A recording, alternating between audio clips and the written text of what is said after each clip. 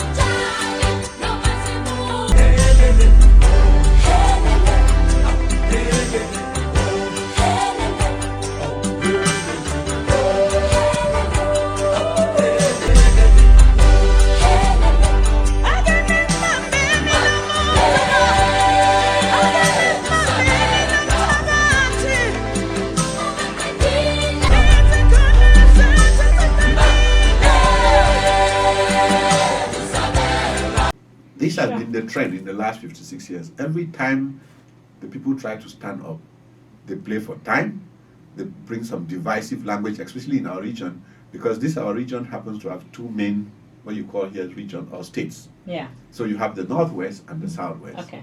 And that always was their trump card. Every time there was a small problem, they will go and engineer some conflicts behind and say, oh, the Northwesterners against the Southwesterners. Over time, what they have not realized is that the 21st century Southern Cameroonian does not see himself or herself as a Northwesterner or a Southwesterner. Oh, wow. So when they tried to play that card in January, it flopped. Until tomorrow, it will fail. And that's why they don't know how to handle this current crisis.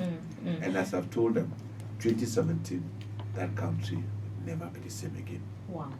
I don't know how. Wow.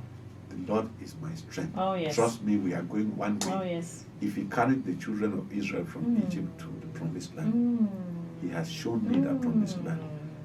I don't have a rod, but when we get to that Red Sea, He will open it for us. Sure. What can you identify as the achievements of this tour thus far? Wow, I have been blown away. I got into Oliver Tambo Airport at 4 a.m. and my people were there in the morning in the cold. We've landed just now and my people have been there. I gave a speech yesterday and people, we have messages, they're saying people are crying. I'm sorry.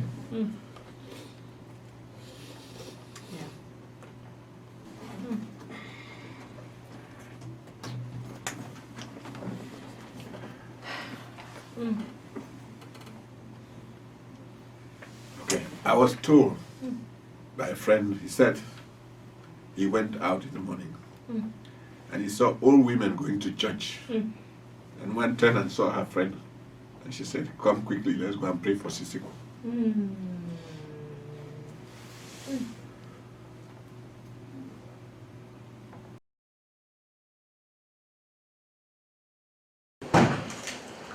We are gathered here.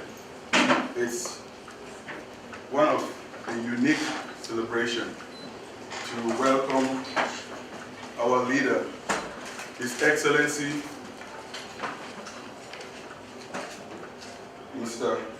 Ayub Tabe Julius, the chairman of the Republic of Southern Cameroon. I will tell you a little thing about Lowell and Southern Cameroon. Lowell is unique because they have passed resolution supporting Southern Cameroon.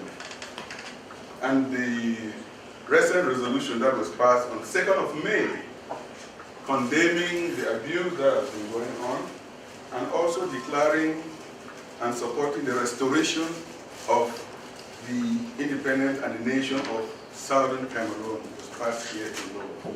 The chairman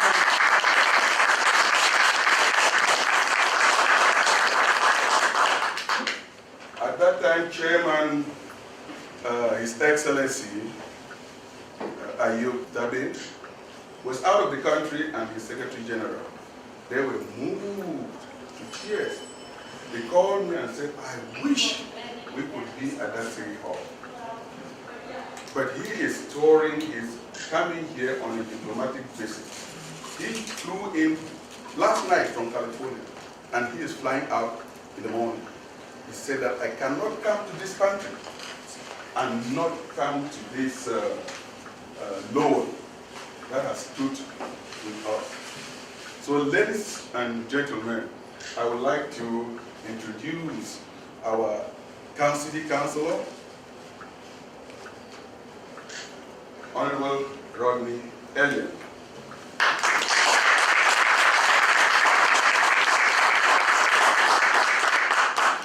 Well, good afternoon, Your Excellency. Welcome to the City of Lowell. We're certainly glad you came here and you found it important enough in your busy schedule to come and join us here in Lowell City Hall.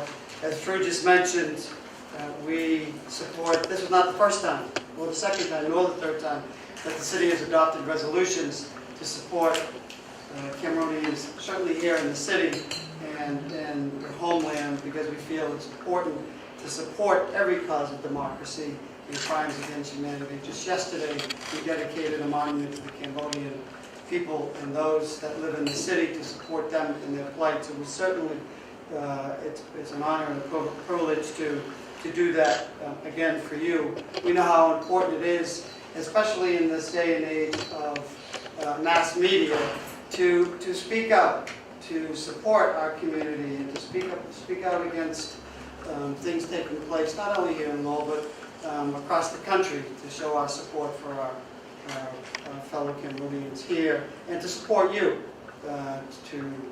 in your country. So it's wonderful to be here.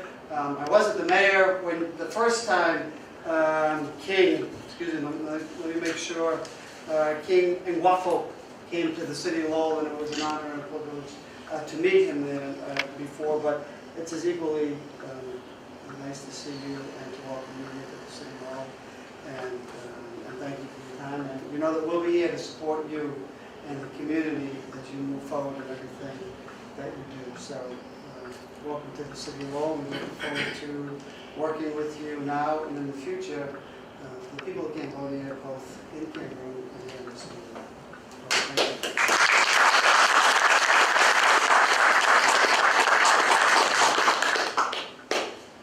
Thank you, Councillor Elliott. Our next speaker is our very able city manager, Mr. Kevin Murphy.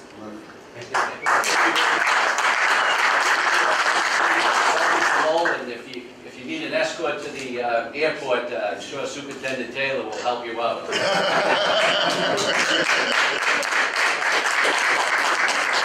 Not that we want you out of the city in a quick hurry. I gotta be very special because we didn't give our bosses a ride to It just shows how much we have for you, Excellency. So, no, it's great to be here.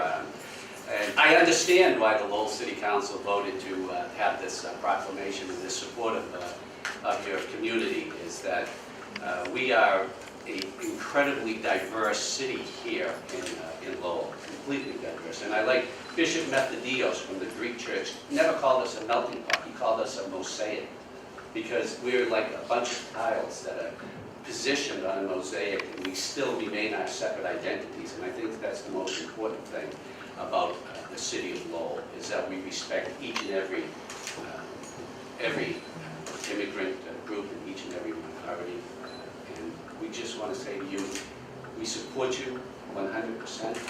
And if there's any other support that we can give to you, believe me, and you will have it. Thank you for honoring us.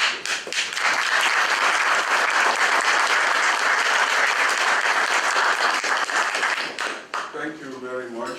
Totally, he's our city manager, and he puts it very well. I couldn't put it better. The only way that I can match up to that is I always call Lowell the United Nation of Cities. That come to Lowell and spend 7 days.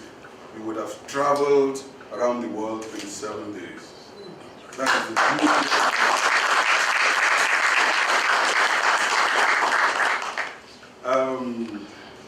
the next speaker, Congresswoman Nikki Saunders, was supposed to be here, but he sends his greetings and welcome. But he sends her to say a few words. Oh, sure. Thank you. I just want to say thank you. What an honor that you chose Lowell to visit on your first trip to the United States. This city is a vibrant city, as the city manager and as Farouk had mentioned. It's such a vibrant city with many different cultures. Just our Lowell High School alone, 52 languages spoken over there. So it's, yeah. I know you're leaving tomorrow, but I hope you get to visit National Park, our canalways, our riverways, and we have 2 great, higher ed schools here. So, but please come back soon and visit. Please permit me at this moment, the moment that we have been waiting for, to hear from our leader. Councilman, thank you so much. City Manager, thank you for accepting us into your city. Superintendent, we are happy that you are here, but now we know we are protected. Yes. Please extend my great gratitude to the Congresswoman. I wish we had more time to eventually visit and see them. I hope this is the beginning of many visits, and that this friendliness can only increase. So we're very grateful and thank you for hosting us in the wonderful city. I saw the beauty of the city and I'm saying this might be home for when we start our nation. We are hoping that we get some of the architects to come and help us design some city halls in our place. So, that your city has actually trained and educated thousands of Cameroonians from as far back as the 70s. As a matter of fact, you train them so well, and then you eventually give them jobs, and most of them have become permanent residents in your city and contributing so much here. So I would just ask some of them actually sitting right here. Could you, those of you who were educated here and who now are living here, could you all of you just stand up so that we just say thank you to this team?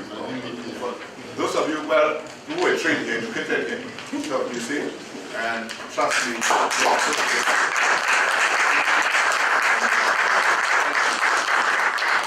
some were not trained here, but they have become an integral part of your city because they are providing a lot of services.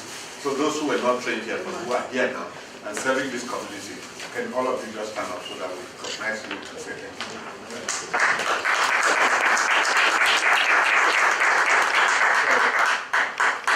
We are very happy that Lowell as a city accepts the diversity in strength paradigm, and that's why you bring so many people. I'm really encouraged to hear there's a school with 52 languages. That only shows leadership, and by the way, you have to thank the mayor, Kennedy, for accepting to host us, even though he's not here. I hope the next time we come and get to see him. But a city that accepts to use all the people of this planet can only get better. To really epitomize what America itself is all about. That will bring all our different thoughts together and make a better city. I thank you for hosting our fund 2 times in a row. We hope that this relationship is strengthened, and not only he will come another time, we will have more of our chiefs and funds come to visit, because there is something about this kind of visits that will help us as we particular foundation. We hope that we'll strengthen this relationship. We hope that we will continue to stand up for oppress people across the world, because that's who we are now. We are people who have been oppressed for 46 years and counting. But voices like yours, when they come out here, they make our case stronger. We hope that the City Council will use the senators and congresswomen to increase our struggle to make the point heard in Washington, because as they say, lack of freedom anywhere is a threat to peace everywhere. So we are at war back home because of the crisis we are going through. It has taken a major diversion in the last 11 months. In the last week, it has taken a totally different turn.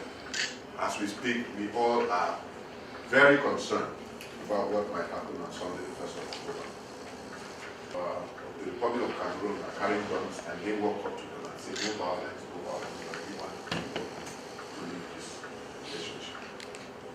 That was a dress rehearsal for what might happen in the first. The only thing we fear is that while our people will continue to be non-violent, we fear that Mr. Buea is going to release his whole armory on our people. So if it's possible for the City Council to speak as loud as possible and as quickly as possible to avert Washington, to avert the United Nations in New York, that this is an impending genocide. We are 6 days away from that. I know for sure our people will come out on the streets to say enough is enough. I fear that Mr. Buea will use the only thing he thinks is left. He will use the power of God. I pray that it doesn't happen, so that we don't wake up on Monday with a crisis in our hands.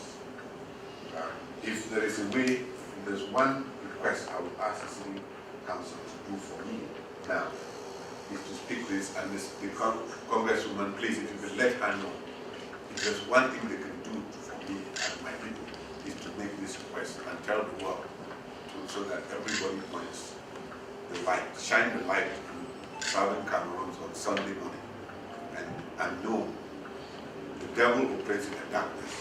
Once the light is shone on southern Cameroons on that day, I think even Buea with his wickedness will go back.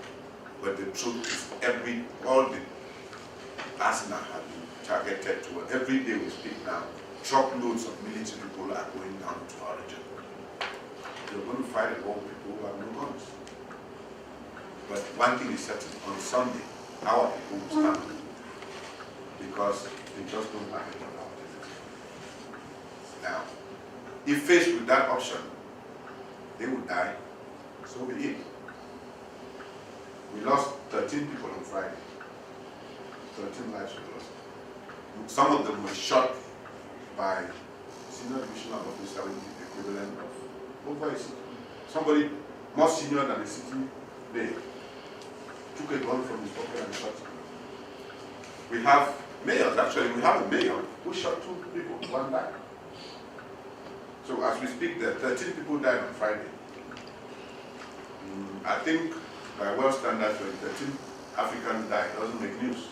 Unlike America, when one American dies, the world knows about it because you condemn it.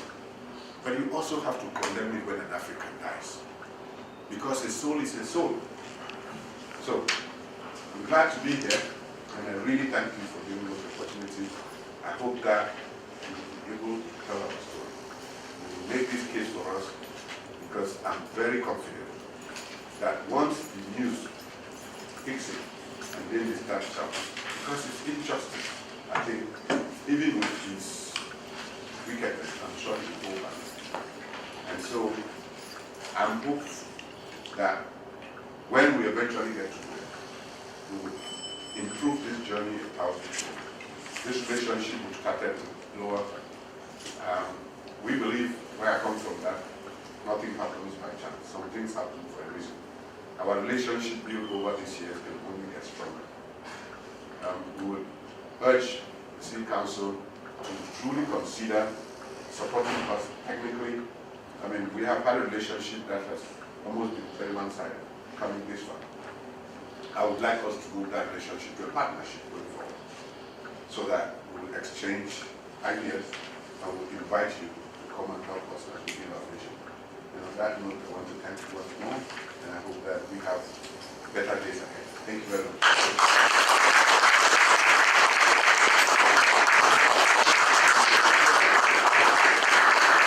Manner in Obalingu local government area, Cross River State of the Federal Republic of Nigeria.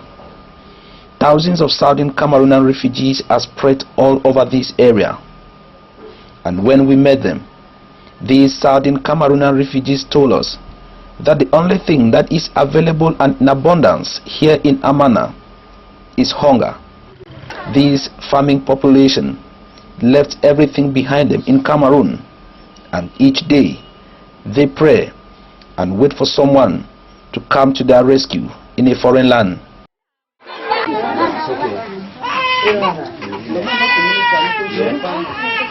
In one of their assembly grounds, a child is safe with water for lunch. Elsewhere,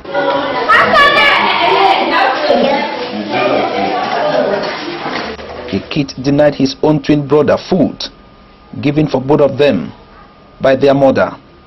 The Amana village town crier managed to assemble only this few number. The majority of the refugees are far off and could not be reached. Well, we brought in the token we could bring for them. There are thousands of people here. We cannot take care of everybody. So we brought tons of rice, beans, oil. As they gather in their thousands, from the young to the old, plus the sick. Not everyone here will go home with even a cup of rice. The tons of foodstuff brought by the foundation will not be sufficient to go round. Mama, come over there. One man, one way. Handicap.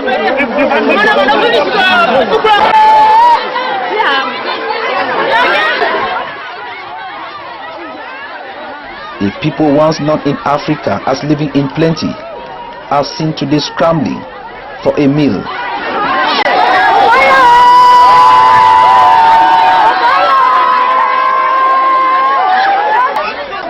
And everyone is involved.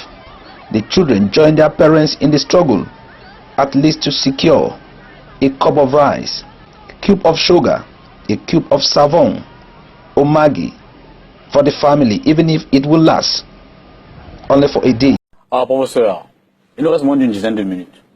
Et vous semblez, je veux dire, dans votre détermination, dans votre connaissance du problème, vous semblez avoir véritablement touché, mis le doigt là où ça fait mal. Pour vous, quelle est la solution concrète? Peut-être en 3, 4, 5 points. Vous nous direz, que faut-il faire exactement pour sortir de cette crise? Mais avant de dire ce qu'il faut faire, permettez que j'énumère un certain nombre d'idées forces. Allez-y. Donc, tout le monde aurait intérêt à s'inspirer. Premièrement, le Cameroun n'est pas un pays francophone. Premièrement. Ce n'est pas un pays anglophone non plus. Il faut que cela soit clair dans l'esprit de tout le monde. Depuis le 1er octobre 1961, ce pays connaît une fortune différente. Deuxièmement, le Cameroun a 2 propriétaires. Un propriétaire anglophone et un propriétaire francophone. Troisièmement, la manière francophone de faire reste la manière francophone de faire. Elle ne devient pas la manière camerounaise de faire.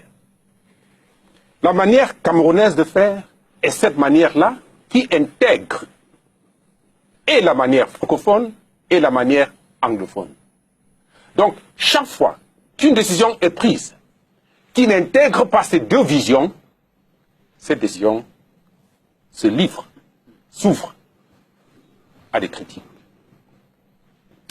Quatrièmement,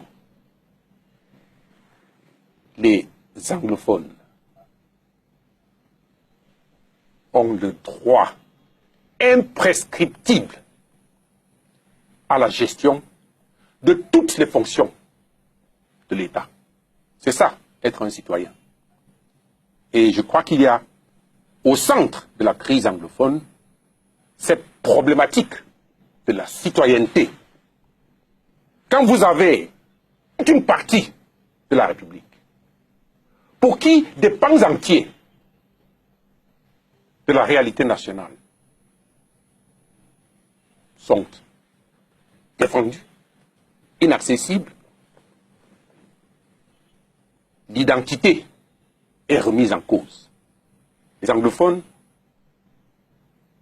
veulent être pris au sérieux. Donc en réalité, vous parlez de la notion d'égalité entre tous les Camerounais. Un terrible mot, égalité. Donc vous voulez me dire qu'il fut un temps où cette égalité était absente? Ah non, n'est-ce pas? Moi j'essaie de résumer vos propos. Voilà. Je dis rien Donc je me répète. Les anglophones veulent se sentir. Et c'est dans la pratique. C'est dans la pratique. Alors, on en était aux solutions concrètes que vous, évidemment, je veux dire, si demain vous étiez président de la République, comment résolveriez-vous ce problème? Tout à fait. Le Cameroun est comme un père qui a 2 enfants. On joue avec cette notion. D'autres veulent lui donner 10, 15. Le Cameroun a 2 enfants. Donc, moi, qui incarne ce pays, je m'occuperai de mes 2 enfants. De la même manière. J'espère qu'on se comprend. L'intérêt, c'est que les téléspectateurs vous comprennent. Maintenant, que faire pour sortir de cette crise? Cette expérience des 5-6 derniers mois appelle à l'humilité. Énormément d'humilité. Parce que, en face, il y a eu changement. Ce que les gens avaient l'habitude de voir chez les anglophones, ils ne verront plus. Et il faut s'y habituer. Alors que hier, ils acceptaient tout ce qu'on leur donnait, maintenant ils ne sont plus prêts. Ils veulent être eux aussi ceux qui donnent. Et pas seulement ceux qui reçoivent. Ils veulent être ceux qui donnent. Parce que ce pays leur appartient au même titre qu'il appartient à leurs compatriotes francophones. C'est aussi simple que ça. Ne prenez pas de décision sans consulter d'autres composantes de ce pays. Et cette crise a prouvé, si les anglophones ne dorment pas, si les anglophones n'ont pas de sommeil paisible, le reste du Cameroun ne peut pas dormir paisiblement. Le Cameroun est un corps, est un tout. Alors, assumons cette indivisibilité. On en parle, mais personne ne veut l'assumer. C'est une charge. C'est une responsabilité. Quand on dit que le Cameroun est indivisible, ça ne s'arrête pas au niveau de la théorie. Il faut l'assumer.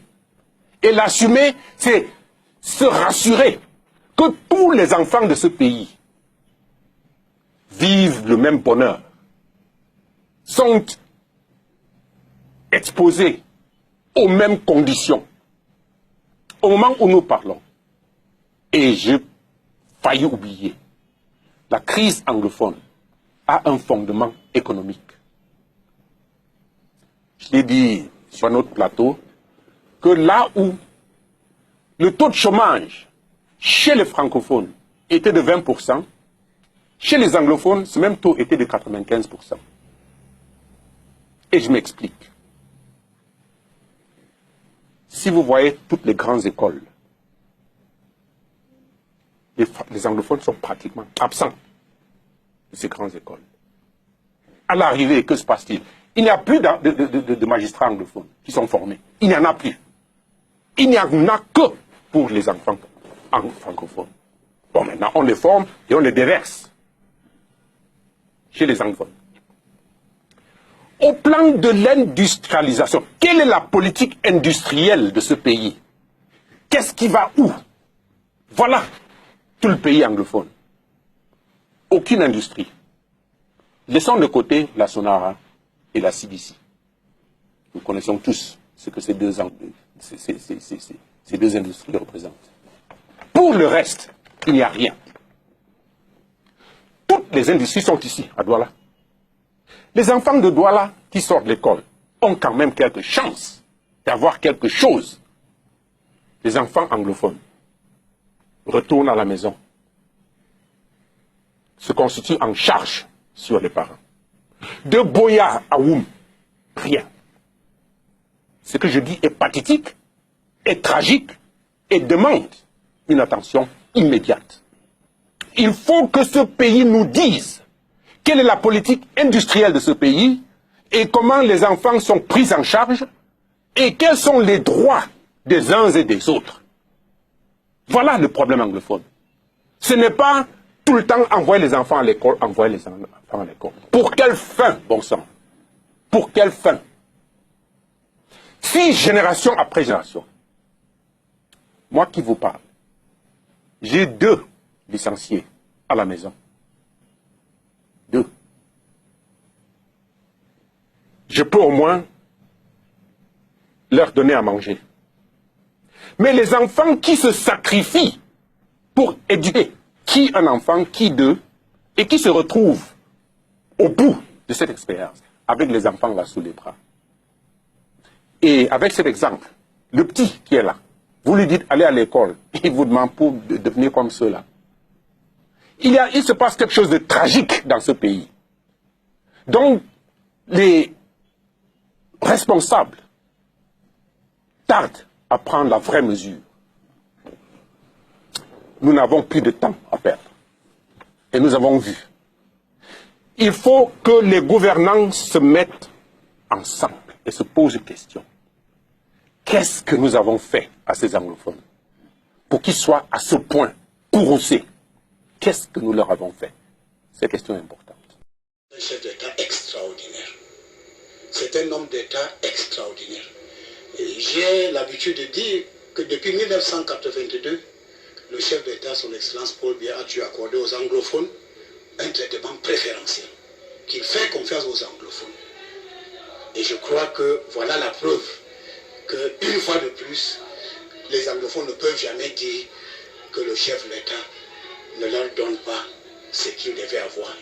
We will also impose a certain kind of penalty against you people. And that's the reason why the markets of the Bamenda City Council was closed today.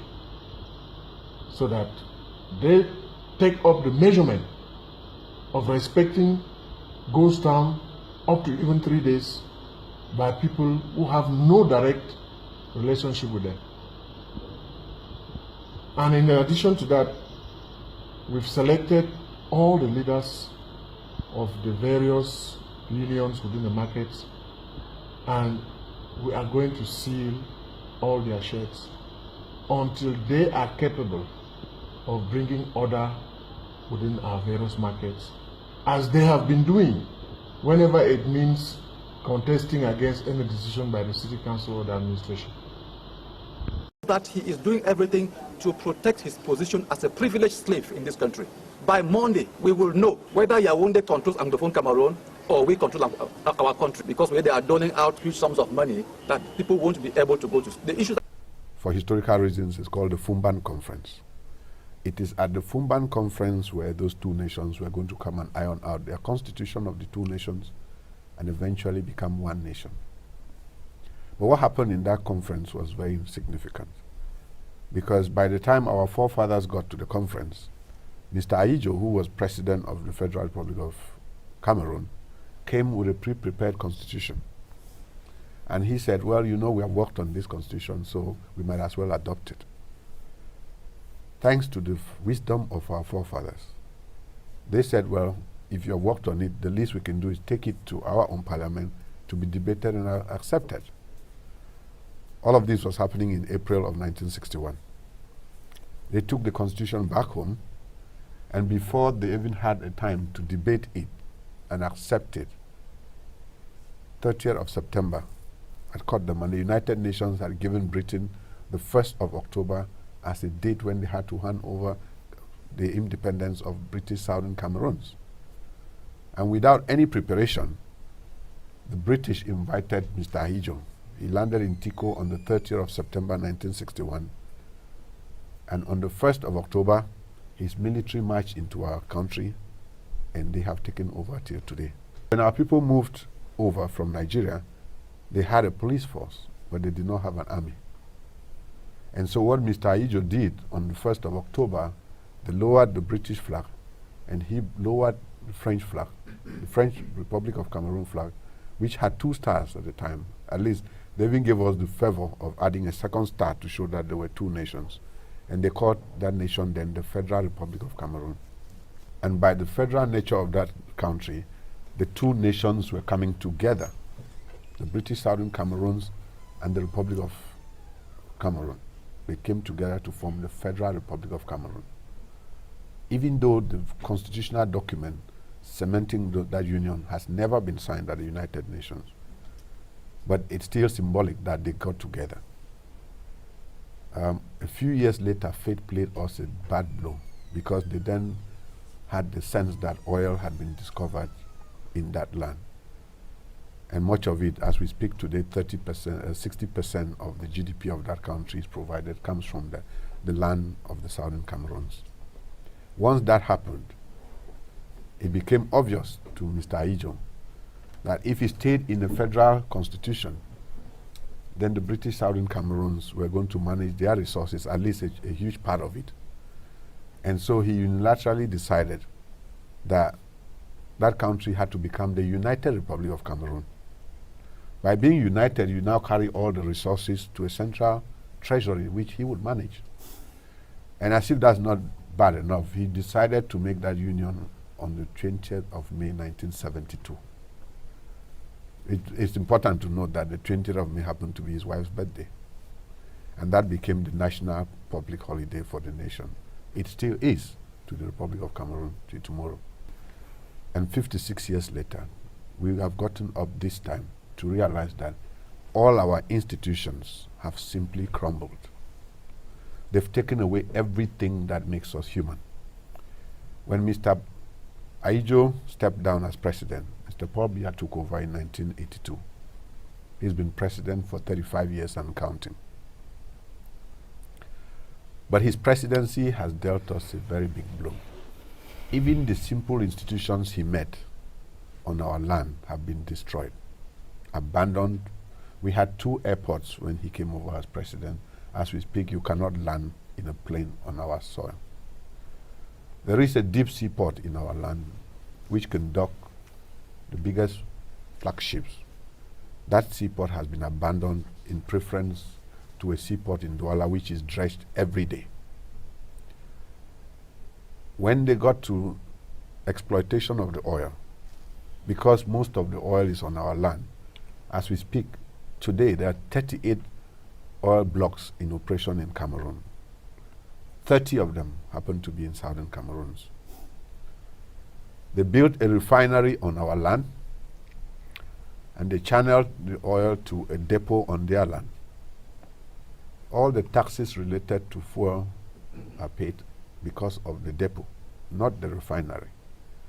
And the pump price of petrol in that country is not the distance of the filling station to the refinery, it's the distance of the filling station to the depot. 56 years later, they have crumbled our legal system because it just happens that the British have what they call the common law and the French practice what they call the civil law. And those 2 legal systems are diametrically opposed to one another. In the British common law, you are innocent until the state can prove you guilty. In the civil law, you are actually guilty until you can prove yourself innocent. Over the years, they have gradually changed our legal system to a point where in October or last year, the Minister of Justice actually signed a code of law called Ohada Code of Law in French, and he sent it as an instruction to all the courts of the country that that will become the legal just code applicable across the nation, in total disregard for the common law that our brothers and sisters have studied and applied.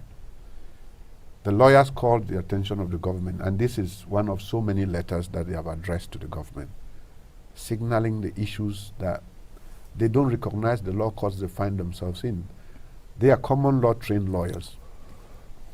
The magistrate is a civil law trained magistrate. The state prosecutor is a civil law trained state prosecutor. You can't judge a case under those circumstances. When they complained, and it got to a stage where they realized that they couldn't get any headway, they decided to do a protest march. Lawyers in their wigs and their gowns, when they went out on the streets to do a peaceful demonstration, just march, by the time they finished that march, as we speak today, some of their wigs and gowns are still in police custody. They were beaten, they were humiliated, and most of them, some of them were arrested. That was in October 2016. In November, the teachers, also realizing that the educational system of their children was eroding. It was eroding because over the years, they have gradually transformed our schools. In the process of making them French schools, they have transformed them into what they now call bilingual schools. If this was such a bilingual country, how come we have more bilingual schools in our territory than the rest of Cameroon put together? It is a deliberate attempt to carefully transform us from an English-speaking language and culture to become French people. They call it assimilation. And so when the teachers realize that, as we wake up now, the teacher who teaches chemistry doesn't have English as a language of expression. He's a French person. And then somebody is teaching physics, who's an English-speaking person. And the children cannot relate physics and chemistry because they hear physics in one language, chemistry in another language. So the teachers also decided to write a petition to the government and said, we don't recognize our schools. Our schools are supposed to be English-speaking schools. The bilingual schools are one thing, but these schools are supposed to be English-speaking. And when the teachers did a protest march following the lawyers, they received the same fate as the lawyers. They were beaten, they were molested. The university students who saw the teachers' protest decided to also protest to support their teachers. But the fate of the university students was worse. Not only were they beaten and humiliated, girls were raped. Some of them were brought out of their dormitories and rolled in sewage water. I'm talking about girls. And this was in the view of TV cameras. And up till this moment that we speak, Mr. Buea has not addressed any of those issues. On Tuesday, the 17th of January, 2017, at 1 o'clock, they banned the consortium. The group with which they had been having discussions was banned. Another very big popular group in our restoration movement, the SCNC, was also banned, that same news. And by 5 o'clock that evening, the leaders of the consortium were being arrested. Those are the same people they sat on the desks, on the tables with 3 days earlier. We have stories of 12 mass graves that have been closed in the Soa neighborhood of Yaoundé. Of those 53 people who came out, one of them has recounted a story that at some point in prison, they were losing at least 2 people every day. So we know that there are hundreds of our people who will never see. And Mr. Buea doesn't care. One of the leaders, Mancho BBC, who led the struggle, is still in jail. Thank you. Could you tell us a little bit of background on the Southern Cameroons Consortium United Front? I think the chairman has just given an overview of where we came from and where we are, at least until the beginning of this year. Many of the leaders of the protests and of the different organizations, movements had to flee the country as a result of the fact that the regime of Mr. Buea was arresting them. This includes lawyers, teachers, trade unionists, as well as other movements, and found themselves in different parts of neighboring countries, but eventually converged. the idea of a united front came as a result of the fact that for years, our leaders, some of them, many of them in exile, had been trying to draw the attention of the people to the fact that all along we constitute two separate nations. But they have, I think the difficulty has always been to be organized enough to speak with one voice. And so as a result of the happenings over the late part of the year last year and early this year, the leaders converged in Nigeria and had a conclave, what is now referred to as the conclave, and talked and decided that the best way to be able to take up the issue of Southern Cameroonians would be to form a united front. As a result, you had different movements pulled together and set up or form what was called the Southern Cameroons Ambazonia Consortium United Front. And the governing council today is a spin-off of this movement, or of this united front. So the governing council is made up of members of the different, of the united front, then that has put together what is now called the executive council, made up of the chairperson, the vice chair, and the secretary general.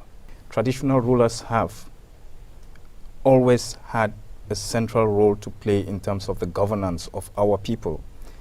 The Yaoundé regime over years, over decades, deliberately decimated, in fact, emasculated the role of the traditional rulers to the point where going against culture, we were having traditional rulers who were being appointed by the regime, which in all fairness is not the way it's supposed to be.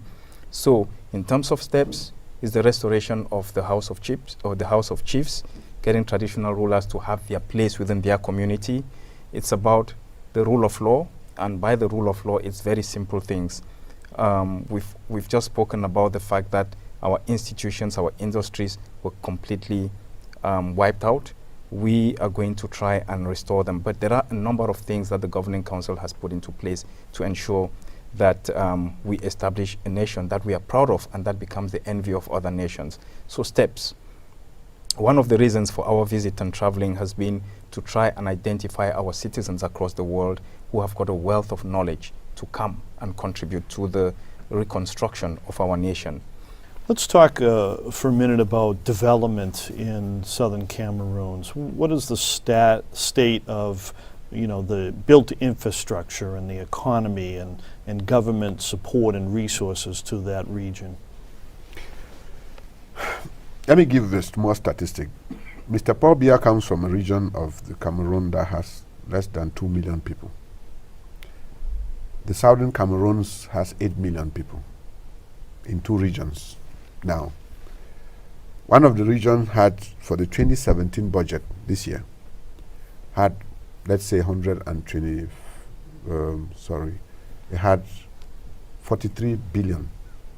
Let's just say in terms of dollars, let's say $43 million, just for the sake of the percentages. And the other region had 41 million. Mr. Paul Buea's region with 2 million people had 123 million.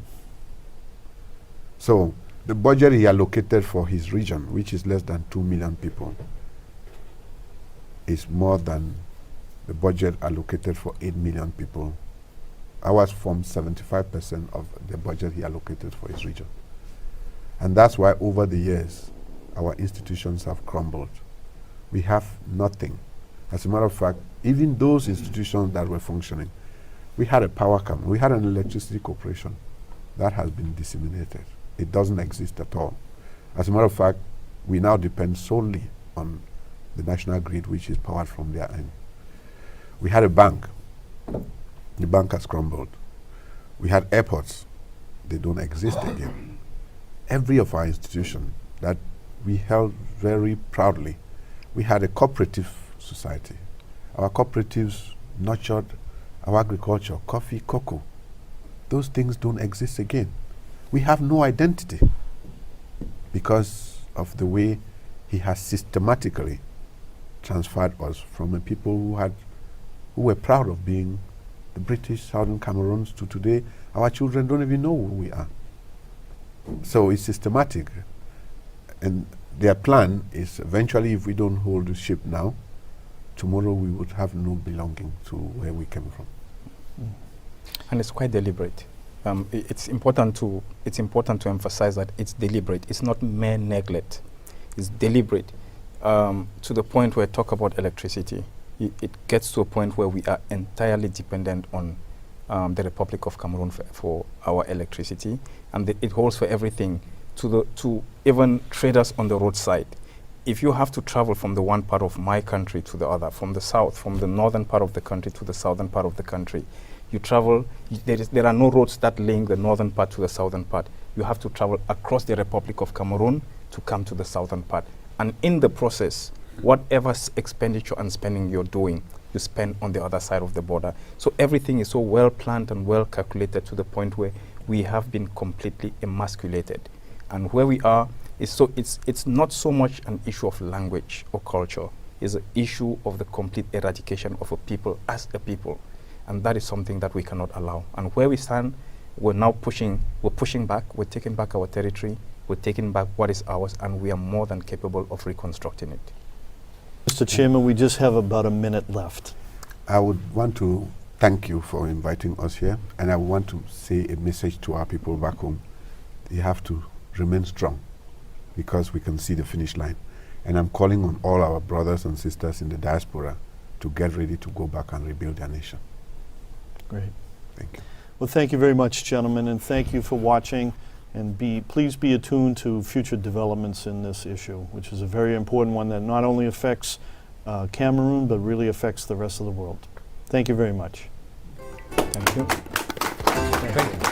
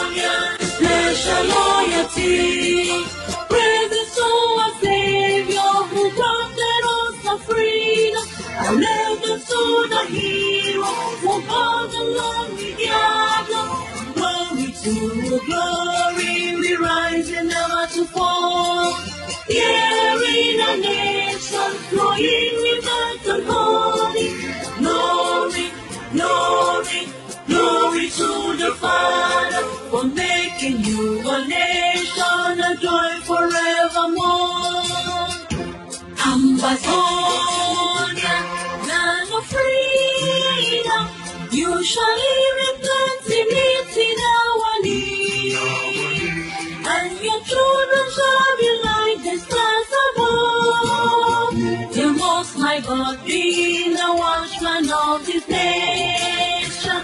Ambassador.